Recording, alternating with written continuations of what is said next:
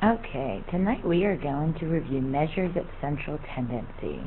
Measures of central tendencies are what we need to do to understand a set of data, or use. You need to understand a set of data, you need to organize and summarize the values. A measure of central tendency is the way to describe a typical value in the data set. Mean, let's go with blue here, mean, median, and mode are all measures of central tendency. Mean is the numerical value of the data set. Another word that you might have heard for this in middle school is average. So mean is the sum of the data set, the sum of the data items, divided by the total number of the data items. So let's do an example. Determine the mean of this data set. 2, 5, 8, 13, 19, 24, 28, and 37. Find the sum of the data values.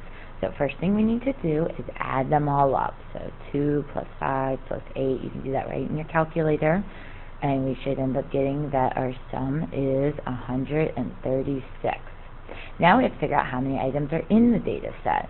So we have 1, 2, 3, 4, 5, 6, 7, 8.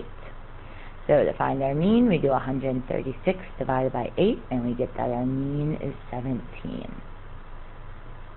Alright, the median is the middle value, it's very important, in the data set when the numbers are arranged in order from least to greatest.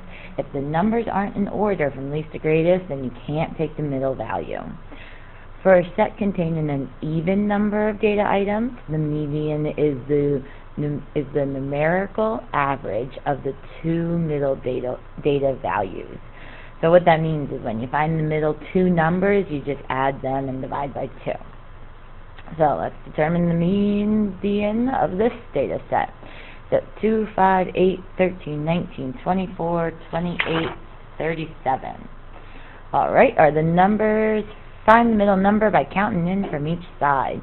Alright, and are the numbers in order first? Yes, they are least to greatest, and now we start counting off.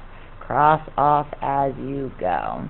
I'll only do one line though, because when we get the box and whisker, we're going to need to see those numbers again.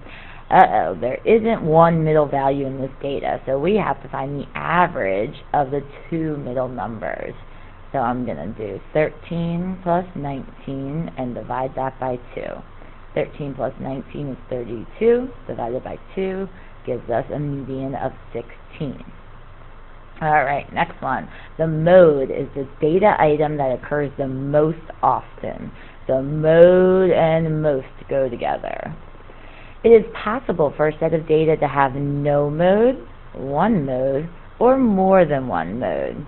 For example, a data set with 2 modes is called bimodal. Similar to when we have 2 terms, we say that it is, oh gosh, yep, we'll skip that.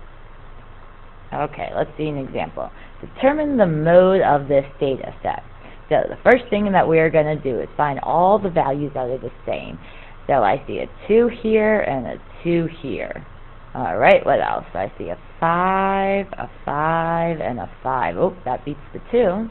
Any other numbers that are the same? Oh, 13 and 13.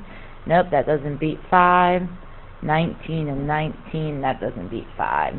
So all of our values that are the same, out of all of them, the mode, which is the most, is 5. Alright, you have to try this. Find the mean, median, and mode for each of the following data sets. And if you have listened all the way through, please draw, what should we draw today? A heart on the bottom left-hand corner of your note sheet. And I will see you tomorrow.